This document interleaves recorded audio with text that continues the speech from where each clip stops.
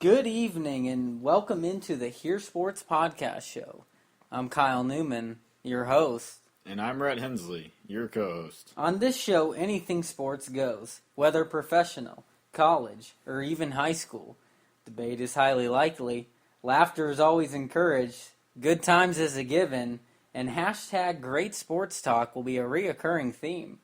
Tonight we will talk about the top 5 running backs in the NFL, NBA free agency, Floyd MayWeather, and the Greenbrier Classic with Tiger Woods. Rhett Hensley, 7th HearSports Podcast Show. It's a late one, but that's because of our schedules tomorrow. How are you doing tonight?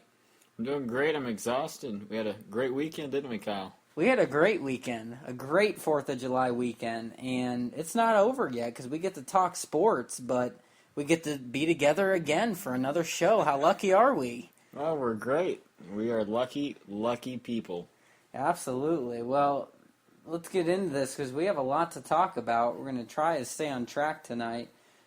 Let's get in the first segment here at top 5 running backs in the NFL. I have a feeling that we are going to agree to disagree on a few of these. So I want you to kick it off with your number 5 running back in the NFL that you think this upcoming season. All right, I will kick it off. DeMarco Murray.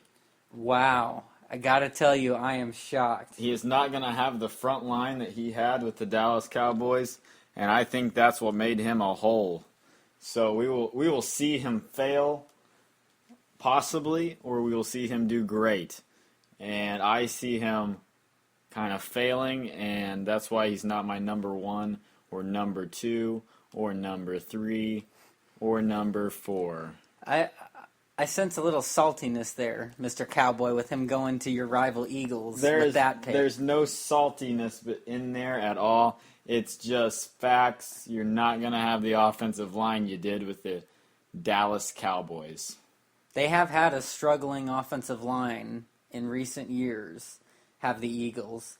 But, as you'll hear one of my running backs, clearly good enough for one of their amazing running backs. But your number 5, DeMarco Murray, really interesting. I got to tell you, a little disrespectful to a man I really can't stand. All right, well, my number 5 plays for the Pittsburgh Steelers, and his name's Le'Veon Bell. And the man is impressive. So young, out of Michigan State, only a couple years in the league. Last year he was 2nd in the NFL in rushing yards for 1,361. He had 8 touchdowns, averaged 85 yards a game. He had 0 fumbles. This was during the regular season. This impressed me with him. I think that he will have another successful season, and I'm putting him at number 5.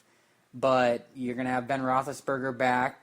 Clearly, you had a good enough offensive line last year to put up those kind of numbers. I think it will happen again. I think he'll probably rush for around the same number. He stays relatively healthy, got in a little bit of trouble with Blunt, but I think that he is on the right track. He'll make the right decisions off the field and stay on the field, and I think that he will continue to shine. This young running back's impressive with a lot of skill, so I'd have to say that Le'Veon Bell will continue for the Steelers a good running game and be my number 5, Rhett. All right, well, I can see that. I'll give you my number 4. All right. Le'Veon Bell. Le'Veon. Second in the league for rushing yards. He had 83 catches for 854 yards. He has quick feet, 3 touchdowns off those catches. Excellent hands and great power.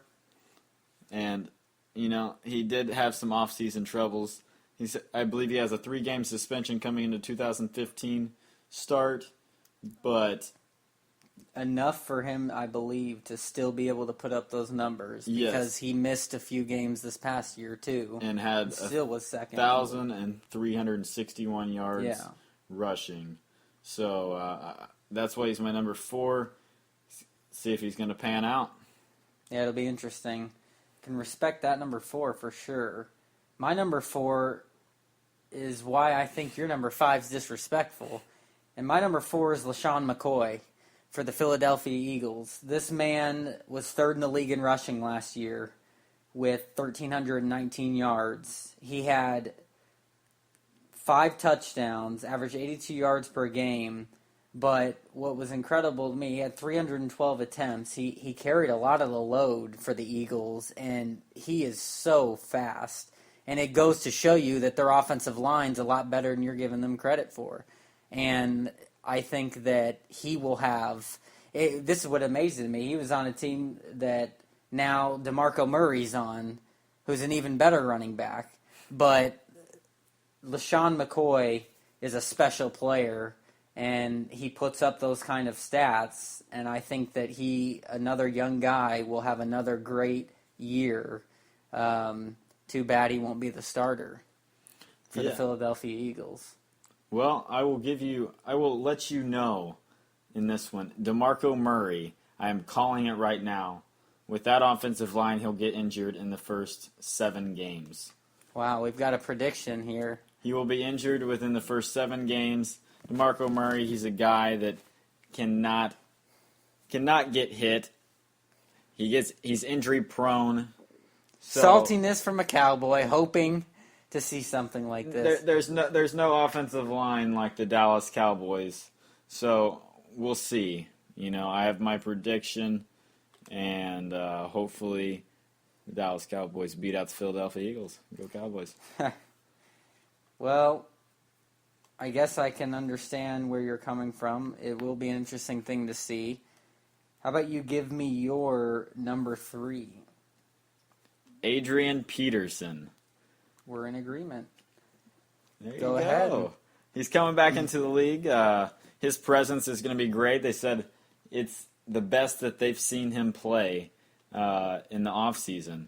So, the guy could put up numbers before that, I'll tell you that. And I'm looking forward to watching this guy play. And let's see if he still has the speed and the power to take this league by storm. Yeah, well, as everyone knows, Adrian Peterson got in trouble making a terrible decision off the field this past year where he was only able to play 1 game. Dude still ran for 75 yards. And this guy is something special. In agreement, like I mentioned, with Rhett at number 3, Adrian Peterson. The year prior in 2013, he was 5th in the league with 1,266 rushing yards. The year before that, he almost set an NFL record, passing Eric Dickerson. For the most rushing yards in the league, he was first in 2012 with 2,097 rushing yards. This man's going to come back and not run for 2,000 yards, but he will run and be within the top 3 of the running backs in the NFL. He's that special. He's an absolute monster when he runs with the football, runs over about everybody, has incredible speed. I think that he'll learn from his mistakes. I think he'll be motivated to come out and make Vikings fans happy.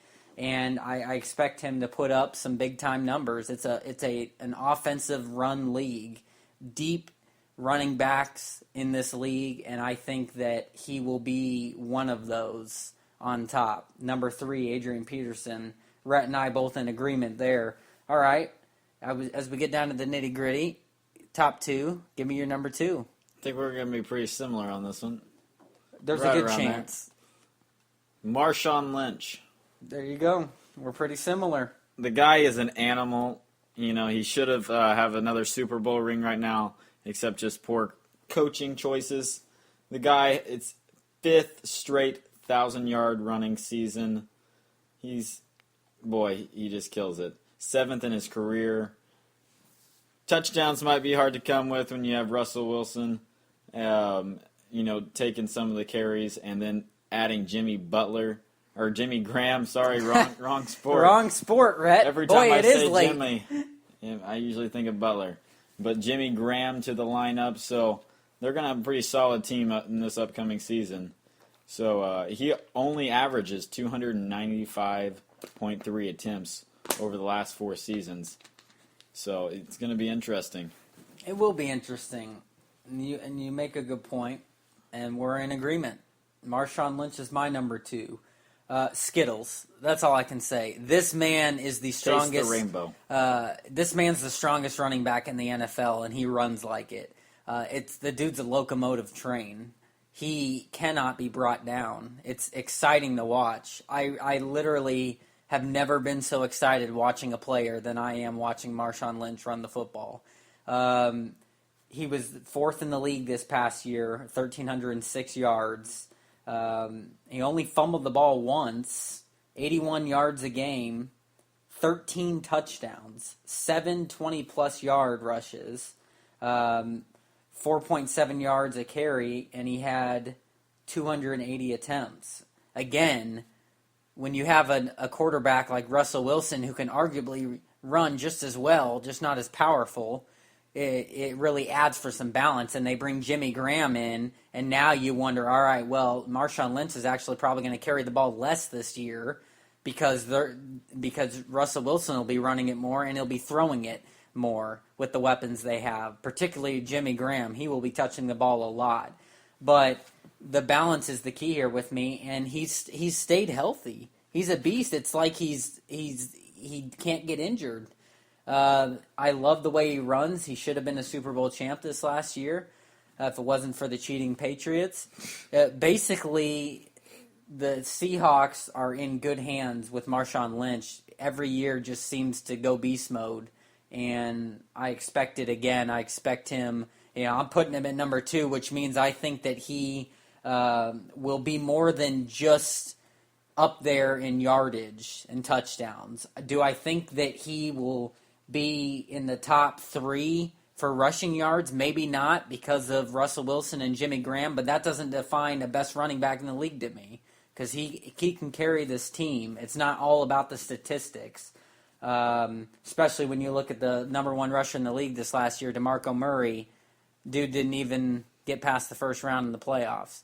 So I think that there's a lot more that goes into it, but I believe that Marshawn Lynch will prove to be the number 2 best running back in the NFL this upcoming season, just like you. Yes. Which means we have to get to our number 1, as I hate to with mine.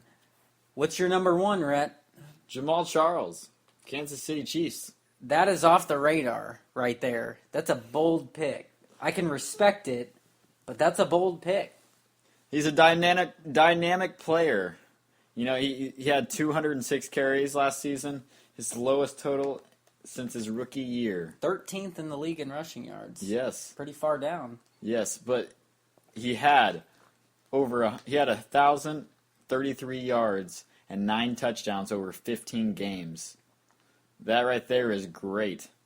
40 touches on the ball for 291 yards. 5 touchdowns with that. Great player. He's under the radar, but I think that this season, he's gonna fly right up there. He's gonna fly up there, Kyle. What do you think? I think you're wrong. I'm going to completely disagree with you. Though he's a very talented running back, he's on a struggling Chiefs team, and I think that their offensive line is not very good. I think that the stats say that. You say in 15 games, but it's a 16-game season, so he only missed 1 game. They didn't make the playoffs. I don't think that he will be up there. Certainly don't think he deserves number 1 206 ranks. carries, buddy. Yeah, that's it's not a lot. I don't think that he will be up there in number 1. I probably wouldn't even put him in the top 10, quite honestly. So that's how far off the radar that is. I'm going to get to a guy that I have to respect but do not like, and that's because who he played on last year. My number 1's DeMarco Murray. From the formerly known Dallas Cowboys, the new Eagles. This man carried the ball 392 times for the Dallas Cowboys, and he stayed healthy. That's unbelievable to me. He had a great offensive line, but he ran for 1,845 yards. He had 13 touchdowns. He fumbled the ball 3 times. This is the most impressive to me. It goes to show how much of a beast he is. He had 115 yards a game. He had 15 20-plus yard rushes. He had 4.7 yards a carry.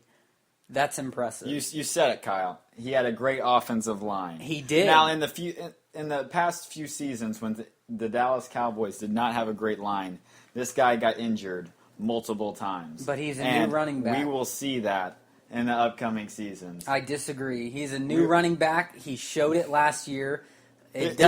He's a new running back because his offensive line was amazing. He even bought him MacBooks because he was so. They basically gave him a cushion. They did, and it helps to have an offensive line, but you got to be a good running back to be able to get yardage and not just have an offensive line. He's a great running back. He's going to lead the league in fumbles. He's fast. He's powerful. He stays healthy. He takes care of the ball for the most part. He had 3 fumbles. That's not awful. Certainly not the worst in the league. If it wasn't for him, your Cowboys don't even get close to making the playoffs.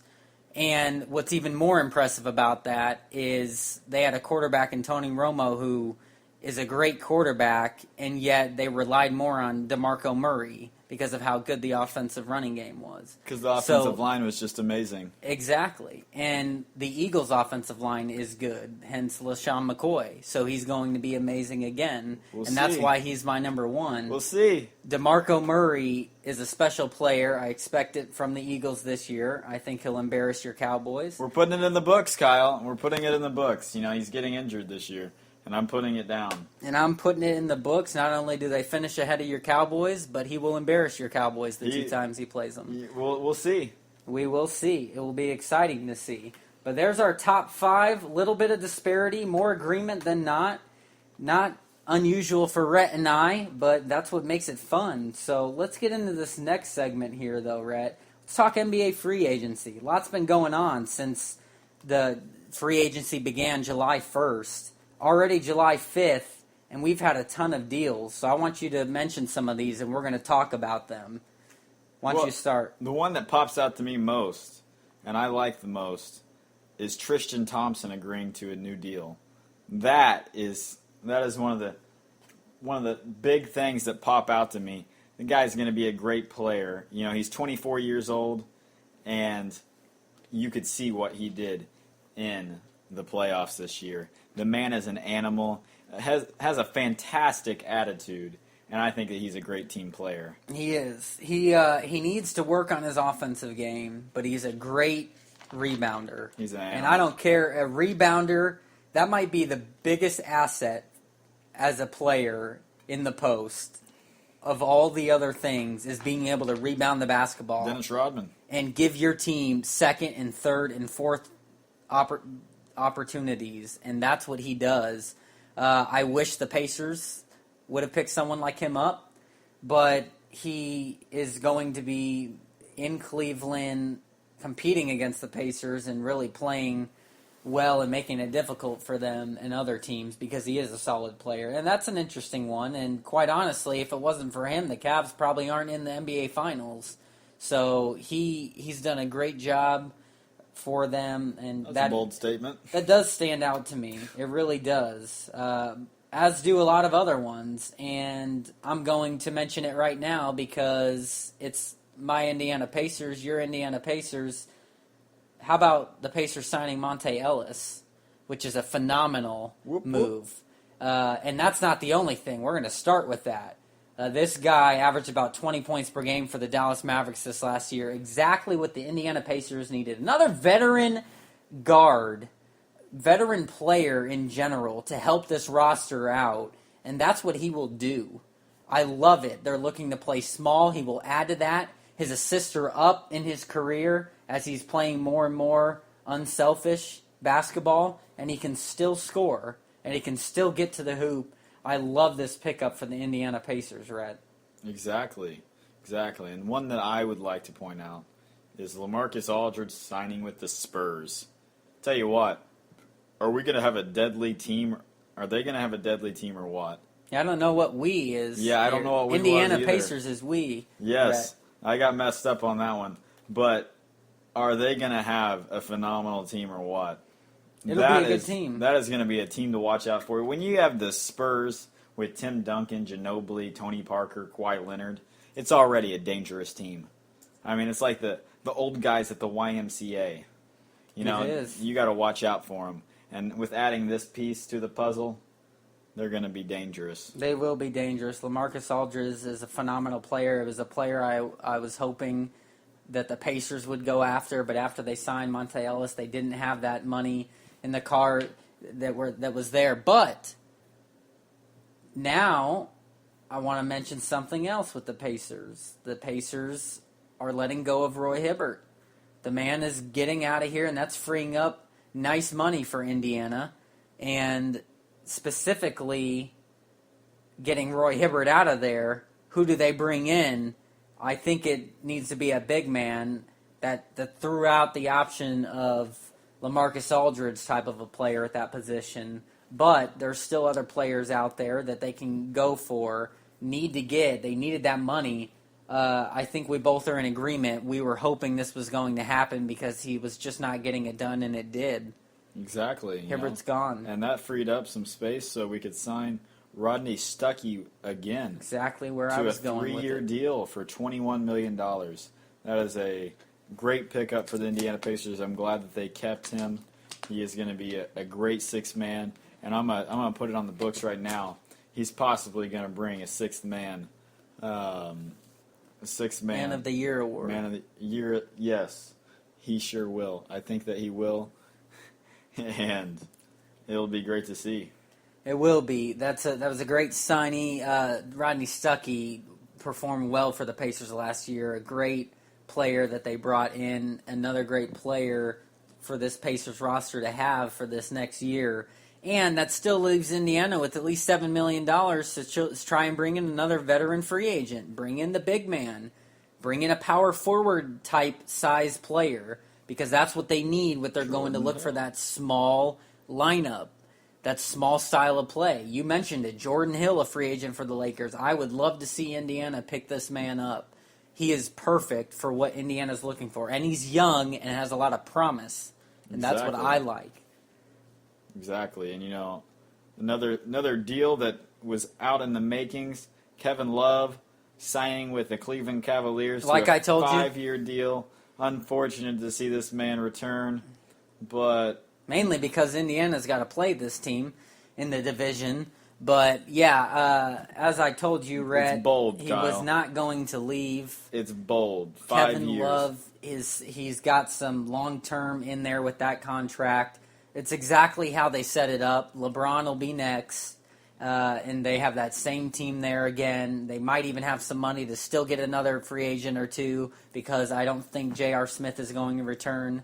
So it's going to be interesting to see what happens. He wants to return. Yeah, it'll be interesting. At first he didn't and wanted to test free agency. Now there's talks that he does. I don't know what will happen. His plans were to opt out and get a bigger contract, just like Iman Shumpert did, and they're offering him a $40 million contract.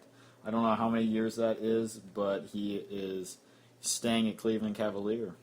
Yeah, very intriguing for sure, but that team will certainly be the best in the league this next year, and it'll be tough for the Pacers to play them with a move like that. I want to mention this one because this was a player I thought the Pacers could maybe go after in free agency, but not for the contract he got it for, so it wouldn't have worked out in the end.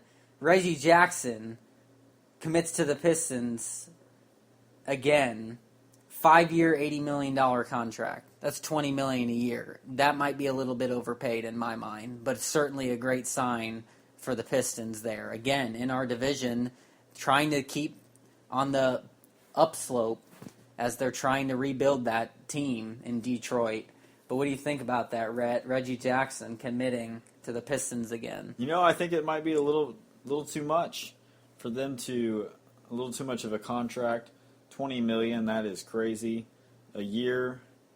He is a promising player, 25 years old. But $20 million a year, holy cow. It's a lot of money. Dwayne Wade is getting paid that. LaMarcus Aldridge is getting paid that. Yeah, and that's kind of blows my mind. But speaking of Dwayne Wade, he should not be getting paid that. Let's mention another player, Dwayne Wade, 1-year contract. I think it's Dwayne Wade. Million. I think that $20 million is more of a kind of a Kobe type of thing. He got paid $48 million a couple of years ago for 2 years. It's more of a farewell.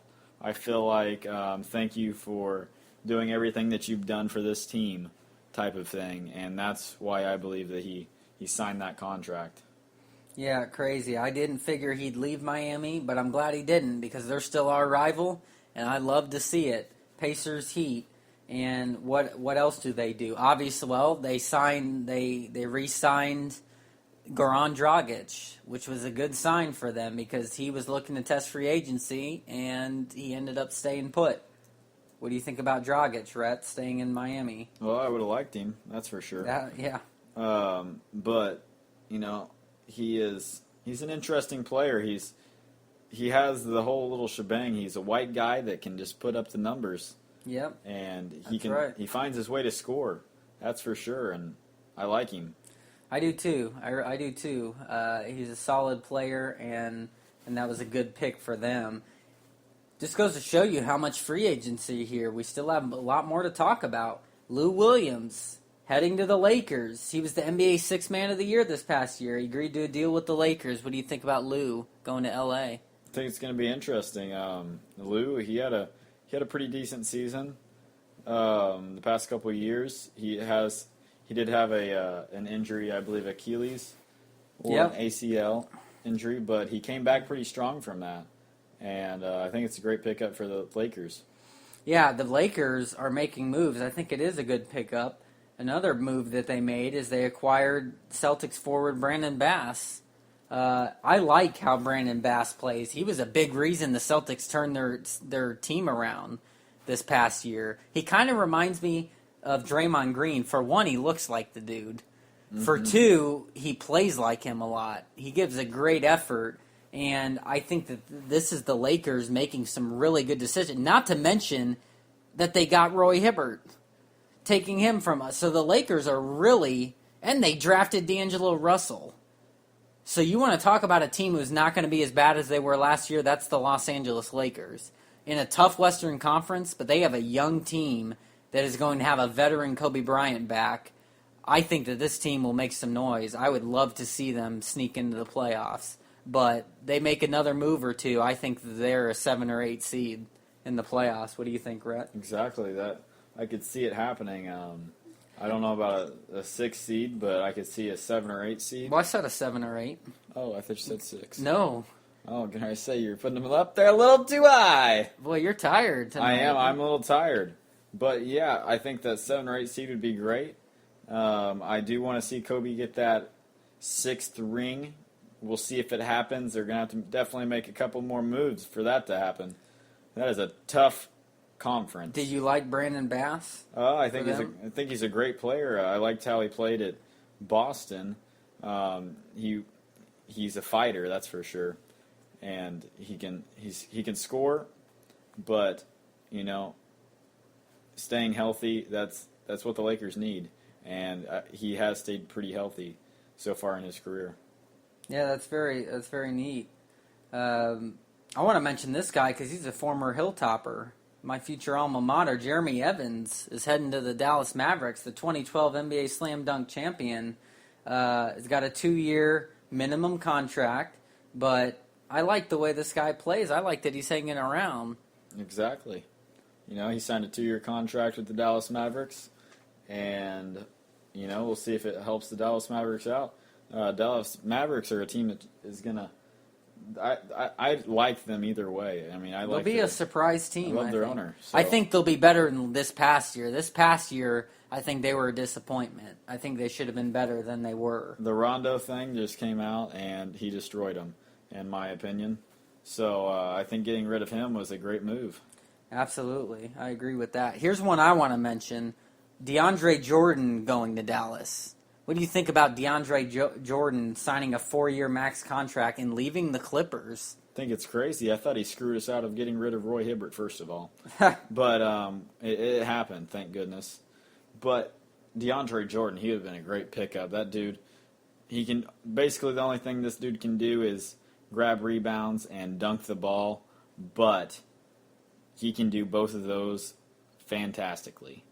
That's for sure. He absolutely can. What do you think about Rondo? You mentioned him going to the Kings. Well, I don't think any team should even sign him. I think he's an awful chemistry player. 1 year, $9.5 million. All right, $9.5 million. I think that would be a pretty decent pickup for $9.5 million. Give him a shot, but he definitely has an attitude problem, and I don't like it. Yeah, he sure does. I completely agree with you about that. Another one I want to mention, Rhett, Robin Lopez joining the New York Knicks. 4-year, $54 million contract. A team that you said was going to be looking to make some moves you think would be better. What do you think? Robin Lopez is going to help that out? I think that he will. The Knicks, I think, are going to be a pretty decent team next year. They're not going to be as great. I mean, they're going to not be as good as recent years that we've seen a few years back. But, I think that they're going to – I think they'll slip into the 8th seed. But that's about it. You think that was a good pickup? I think it was a great pickup. I think that he's going to be one of the reasons why I'm saying that they're going to make it into the 8th seed. He played very well for the Blazers, and he's going to help them out. That's for sure. They need anything. The team just sucked last year. Yeah, pretty much. I think that will help them for sure. I agree with you. Here's one that I'm sure you were going to mention, so I'll mention it real quick. We talked about it a while ago. Tobias Harris is staying in Orlando. They agreed on a 4-year, $64 million contract. You said that you thought that was a little too much. I liked it because I think he has upside, and $16 million a year, well, they're trusting in him. What do you think? Well, I think that he's had some injury issues, but he is a young player, and maybe he just got those injuries out of the way. Who knows? That's right. But he has potential to be a pretty decent player, and the Orlando Magic's going to be a team to watch out for because they got old Victor. So him and Victor, I think, are going to put in work this year. I think they will. Who else what else caught your eye in free agency? Who else caught my eye?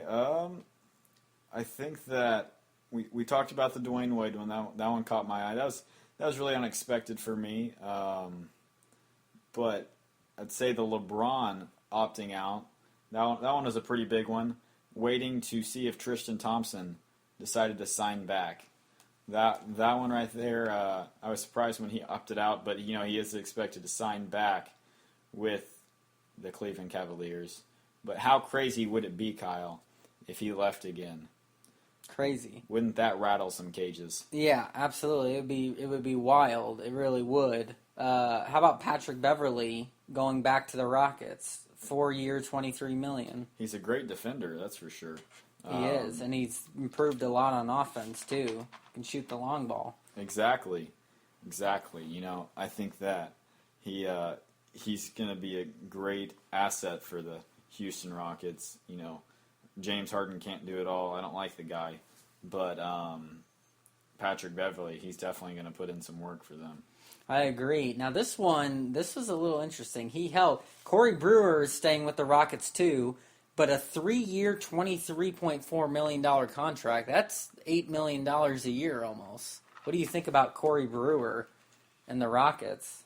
He had a pretty decent season last year. I didn't think he had a great season, but I think that's kind of $8 million is quite a bit. Yeah, $8 million. $8 isn't, but $8 million. That's a pretty penny, and I don't really know if he's worth that.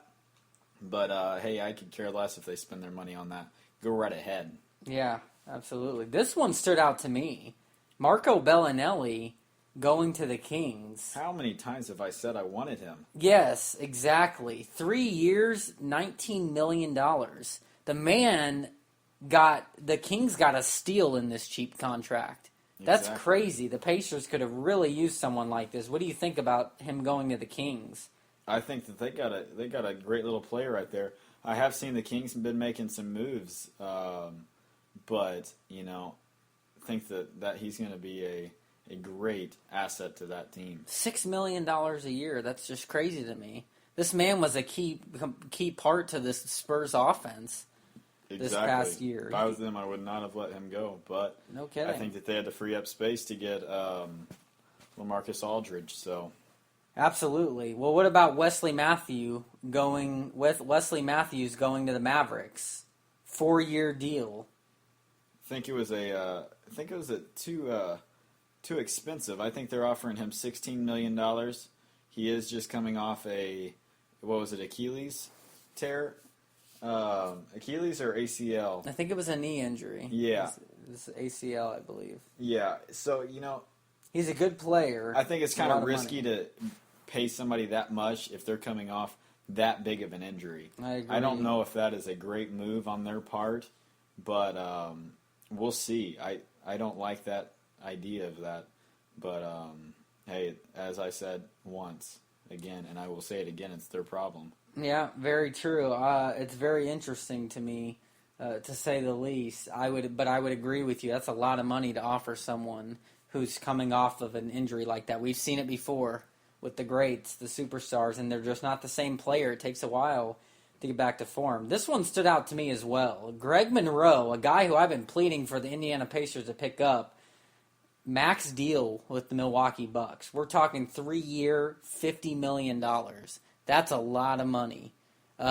Clearly, with that type of money he was looking for, the Pacers wouldn't have been able to afford him. But I think the Bucks got a big victory with this one. What do you think? Oh, yeah, I like Greg Monroe. He definitely did cash out on that one. That's for sure. He sure did. Yeah, he is a great player. I think he was very underrated when he was at Detroit Pistons. So, I think he's going to have his time to shine there. And that's going to be great for him. It's going to make that Milwaukee Bucks team even better. And I have said in the past that team's going to be a team to watch out for. No doubt, no doubt. How about Aaron Aflalo and the Knicks agreeing to a 2-year, $16 million contract? I don't like how he's getting paid $8 million a year. Yeah. But I think that he'll be able to help the team. But I don't think $8 million is definitely worth that. No, I would agree with that. This was one that we were kind of pleading, come on, Pacers, he's a free agent, leave. He didn't. Draymond Green staying with the Warriors. 5-year, $85 million contract. And I was surprised by that because they had issues with his contract, and he was not very happy. But I got an update the next day, and he signed a contract. So I guess they definitely worked those kinks out. Yeah, great word. Heck yeah, it is a great word. I guess so. That's a lot of money. I don't know if the man is worth that much money. He's a good player. He gives a lot of good energy and he fights hard, but I just don't know if he's worth that much money for that long. That would make me nervous for sure. But I thought it was a good pickup. It was good for the Golden State to keep him for sure. Definitely for them. Another one that stood out to both of us, Jimmy Butler going back to the Bulls. Shocked. 5-year, $90 million contract. I'll just say that I think the Bulls did what they had to do with this man. Well-deserved for that big contract. If he didn't take it there, he's taking it somewhere else. And you're a little surprised because you thought he was going to leave. What do you think? I thought he was going to leave. I thought he was going to join Kobe, that's for sure. I would have loved to have seen that. But, we have heard that there were issues with him and Derrick Rose, and that's one of the reasons why I thought he was going to leave. So, if they end up getting along and this team ends up meshing well, Jimmy Butler is going to bring this team great success. And I'll tell you what, Derrick Rose, step out of the way because you got a new man coming in, and he is an animal. Yeah, he absolutely is. I don't know about all that, though, Rhett. Step out of the way, Derrick Rose. Come out of the way. Derrick Rose is... This is going to be Jimmy Butler's team. No. It's going to be Jimmy Butler's team, and he's going to take this city by storm. I disagree with that. This is Derrick Rose's city and Derrick Rose's team. Well, he sat on the bench and watched for many years, we'll see. And he also led this team for many years. And sat was on a the superstar. bench for many years. So this man He's young, buddy. This man's a superstar. He is their superstar. He's proven that he is coming back, and he's back. I think that Jimmy Butler's worth it, but he is not a superstar. So that's the difference for me. So I'll disagree with that asinine statement. But Mike Dunleavy, this is another one that stood out to me. The ex-Pacer, 3-year, $15 million to stay with Chicago. What do you think about that? And can you say that name again? Mike Dunleavy. Mike Dunleavy. I don't like him. But he did help out that Bulls team last year, that's for sure. I'm just not I'm not a fan of fan of him because he played awful with Indiana Pacers. But I'll tell you what, he sure helped the Bulls out. He meshed well last year with the Chicago Bulls, and I think that contract is pretty deserved because he definitely put them in great position. He definitely did. And we're going to have to move on to the next segment now. It just goes to show you how many free agents are out there. Can't even get to all of them, but certainly tried to mention as many as we could that stood out. But, Rhett, I want to talk to you really quick at least about Floyd MayWeather because there's been some developing things, but an interesting thing that I kind of wanted to set up a type of debate, even though I think we're going to agree with it.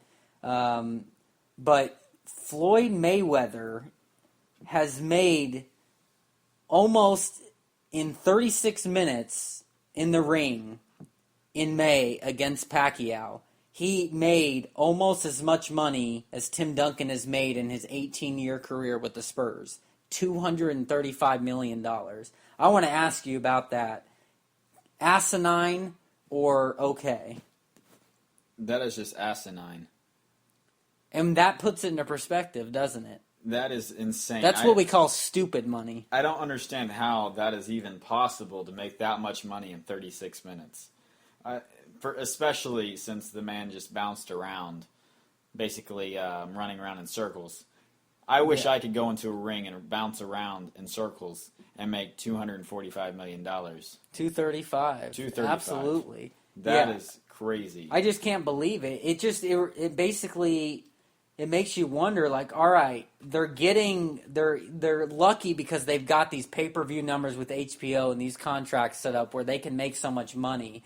But do you think that there needs to be something in place with that, Rhett? With how much money is going into this sport like that? Yeah, it's insane. I don't understand why a boxer should get paid that much money. You make $235 million in 36 minutes. Why would you ever box again? Yeah, I mean, it's crazy when you think about that. I mean, clearly the man's a money businessman. I can't stand the guy. A lot of the reason because of his attitude, how cocky he is. But the thing is, I agree. I think that is way too much money for a sport that, okay, I get it. It's a very physical, career, life-ending, possible risk sport where it's like, all right, you could die in one fight, but that's what you're risking. Gloves, that's where you're risking. That's what you're risking. And quite honestly, you can do that in all the other sports. I just think that for the amount of time they're in the ring, compared to a 3-hour football game that the guys are out there playing, and they're going to make that much more money. Yeah, and let me just tell you this. Let me compare it to this. Floyd MayWeather, in that 36 minutes that he fought, doubled the earning of Michael Jordan in his career of playing in the NBA. Doubled it. That's ridiculous. That really puts it into perspective. Yes. Doubling Michael Jordan, and Michael Jordan is hands down one of the best athletes to ever play a sport. Yeah. That is just insane. I don't like that. Floyd Mayweather is a prick, in my opinion. Yes. But, first of all, the guy just spends his money stupidly. But, apparently he can. Yeah, if you're making that much money, apparently you can. Might as well. Mean, I just think I think something has to be done with it. The fact that he's making that much more money than all of these other superstar athletes in sports that, obviously people are entertained by that and the money's in that industry. It's crazy to me that can be allowed. Exactly. And, it's crazy to me, first of all, that people will spend this much money to watch the fight. I can understand going in person and experiencing that, but that's part of the problem. The fight, why it can happen. The fight generated close to $600 million in revenue. That is insane. $600 million in one fight. And here's the other thing. The money awarded to the fighters is a result of a guaranteed purse of $72 million in ticket sales. And that doesn't include a record $19 million in national closed circuit revenue at more than 5,000 bars, restaurants, and commercial establishments. and a record $6.9 million in closed circuit revenue. Insane. I mean, that doesn't even compare to any of the other professional sports. I mean, can anyone say unfair? That is insane. I don't like that number. I don't think any athlete should ever be able to make $235 million in 36 minutes, let alone, I don't really even think they should make that, in their career. Because that's just insane. But in 36 minutes, that's just stupid. It really is. I think something has to be done with it. Maybe it's with the whole pay-per-view situation and contracts. That's why they can afford this. It's just, to me, and you look at him, it's the way he markets himself. He makes a lot more money than a lot of the lower-end boxers make. So that shows disparity in the sport with pay. Exactly. I just don't agree with it. I'd like to see something change.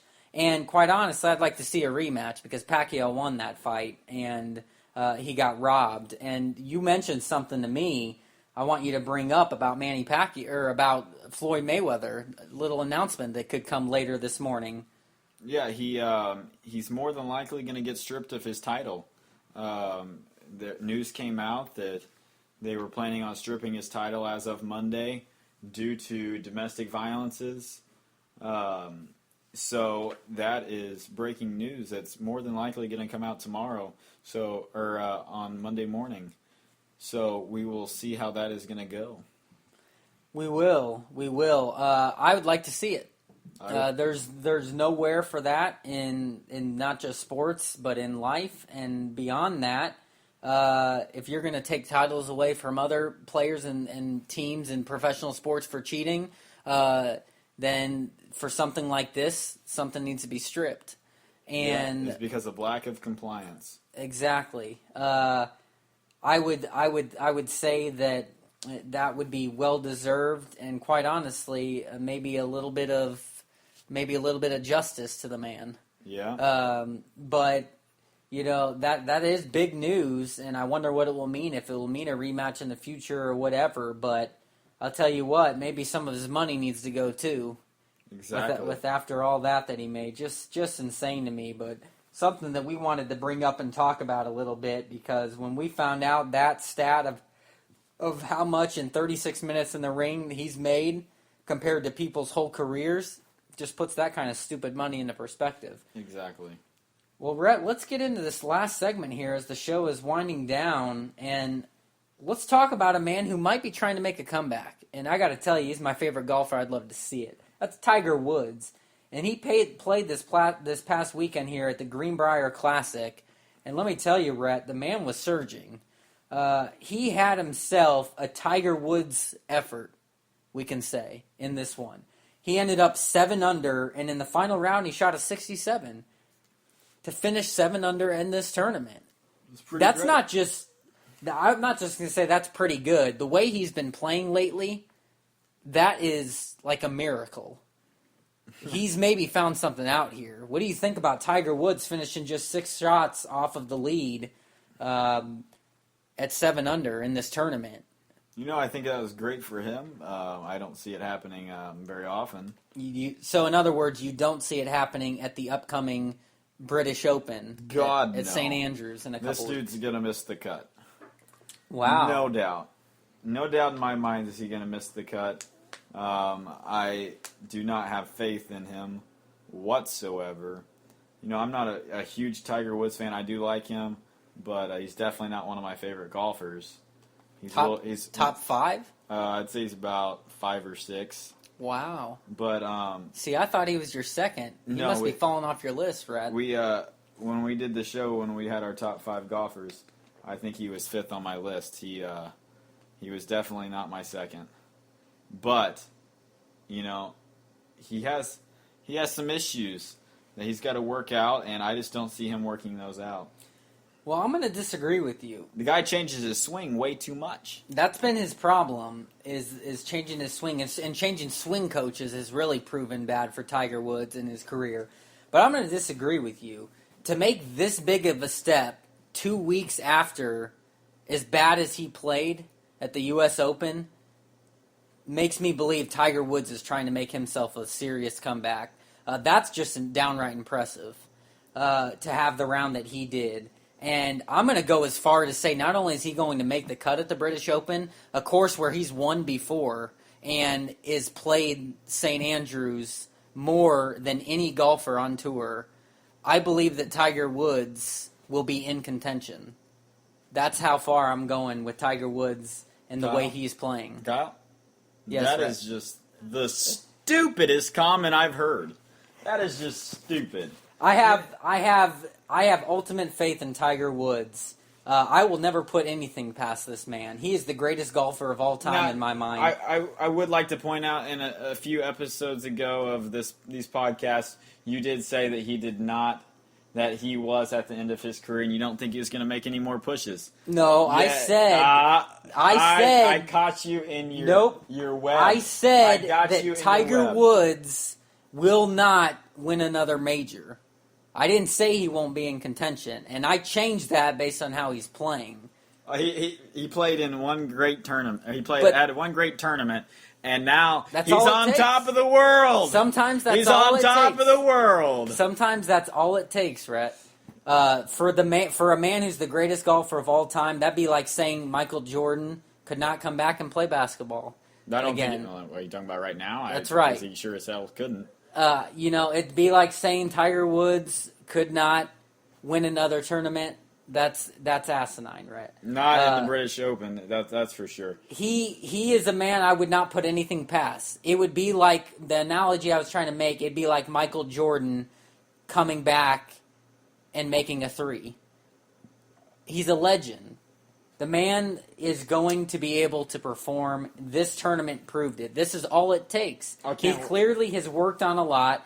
I wouldn't put it past the man to win more majors. And if you would put it past that man, that would just be disrespectful for a man who has won 14 majors and changed the game of golf. It takes a snap of the fingers to get hot in this sport.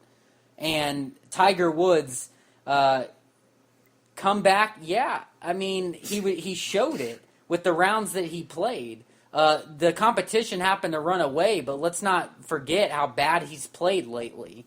So for playing this well, I think you have nothing but encouragement if you're Tiger Woods after this. And the fact that he's the type of player mentally, if he gets his mental game back, more mentally strong than anybody in the history of sports is Tiger Woods. That's the proven champion. And that's over Michael Jordan. That's over the great Joe Montana. I don't care who it is. He is a winner.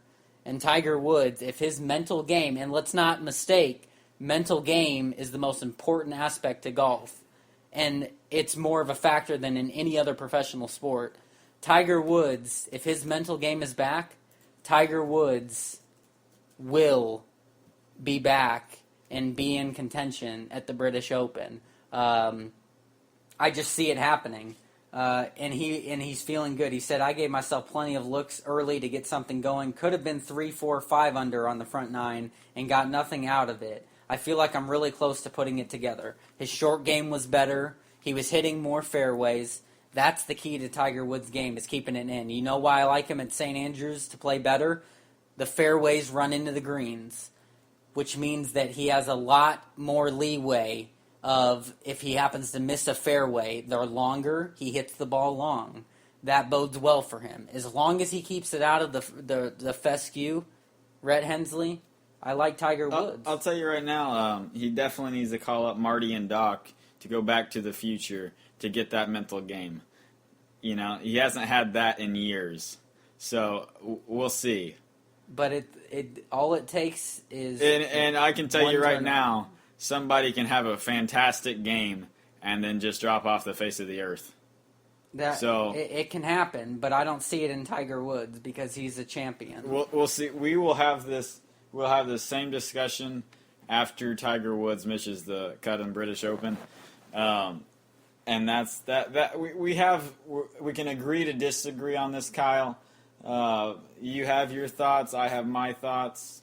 it's great to have that conversation piece right there. It is. And the disparity. I think you're disrespectful to a man that is the greatest golfer of all time. And I'm best I'm athletes. just going off what I've seen, and he has not had his game in years. So, I'm sorry that I'm going off facts and not off my heart, but I'm going off facts too. I've mentioned them. What the champion that he is, the champion that he has, but he has not had that in years. That happens. You gotta see that, Kyle. You gotta see that. It Just happens. because somebody places 32nd in the Greenbrier Open or whatever Greenbrier Classic, does not mean that they're back on top and that they're. I didn't say he's back on top. I said he'll be in contention because he is coming back. You can think that you can think that, but I do not see it happening, and that's not being disrespectful. It's just having the fact that he's not gonna be it. I think that you are going off of what you've seen lately. You're going off what you've seen back in the future. All right, let's face it. Tiger Woods, besides last year, he won 5 times in 2013. That's not a bad year. He just didn't win a major. It's like you're saying Michael Jordan's going to come back and bring the Bulls in contention of the title. All right, now you're just putting words in my mouth. It's not going to happen. That's not what I said. It's not going to happen. I said that'd happen. be like saying Michael Jordan couldn't come back and make a 3 in the NBA. Well, I can tell you right now, making a 3 in the NBA and, being very close that was to the my British analogy. Open, that is just because that's how asinine. That's how good these Hall of Fame athletes are, Rhett. That's the point I'm trying to make. I wouldn't put anything past them. I think that I just can't believe how disrespectful you're being to the man. Off facts, because he has not played great in years. I'm sorry. Off facts, so I'll give you this. Why would you like Rory McIlroy then? Because he's played terrible this year. 1 year. 1 year. 1 year. Exactly. How many years for Tiger? When was the last time he missed? He won an. Okay, and aside from last year, how good was Rory since he's joined the tour? Last year. Exactly. So before last year, you could say the same thing. He went on a drought. It happens. It's golf. Tiger Woods is at the end of his career in the PGA Tour. I won't disagree with that. Pretty soon he'll be in the senior tour, and we'll see him do pretty good things. But I will not disagree with that because the man is 39 and he's accomplished so much in his career. But he's not over with. I will not put it past this 39-year-old to make a comeback. Because he is the ultimate when it comes to knowing how to win. And the fact that he got so close, I like his chances. The key thing to me is what I said at St. Andrews. You have to keep the ball in play at St. Andrews. You got to know how to play that course. It's a windy, long course with thick rough, and it's fast. What has he struggled with? He's struggled with hitting the fairway. Exactly. And in this past tournament at Greenbrier, he hit the fairway or green in regulation off the tee on each of his first 10 holes. Throw some windiness in there, and possibly some rain at that British Open, and I expect Tiger to do great. We can agree to disagree, Kyle, and we love it. Yes, we can. I'm a little surprised we didn't agree more on this one. Quite honestly, I did not know that you did not care for Tiger Woods as much as that. I think that you just recently changed that. You told me he was number 2. I did not. You can go back on the recent episode, and he was either 4th or 5th on my list. We never did a top 5 favorite golfers. Yes, we named him off. No, we named him off. We yes. talked about Tiger Woods and doing a comeback. We talked about Rory and Jordan Spieth, but we never had a top 5 favorite golfers. Yes, we did. So maybe we need to have that in the future, or maybe you need to go to bed. But we did not have that. Tiger Woods has not been in my top 2. I used to not even like Tiger Woods, but wow. I'm not saying that he's not a great golfer. He just, when I started getting into golf, he was that's when he started this issue with his off the course issues, and it just kind of turned me off to him. Well, but it came in recent years that I actually started, liking Tiger and thinking that he had all those great accomplishments. He did. Let's see if he's past that, Rhett. Let's see if he can get into contention like I think. You don't think so. You don't even think he'll make the cut That's bold and, quite honestly, disrespectful. That is not bold. It's just a very true fact. So, Kyle, Not a true fact, a true opinion from you. it's a fact.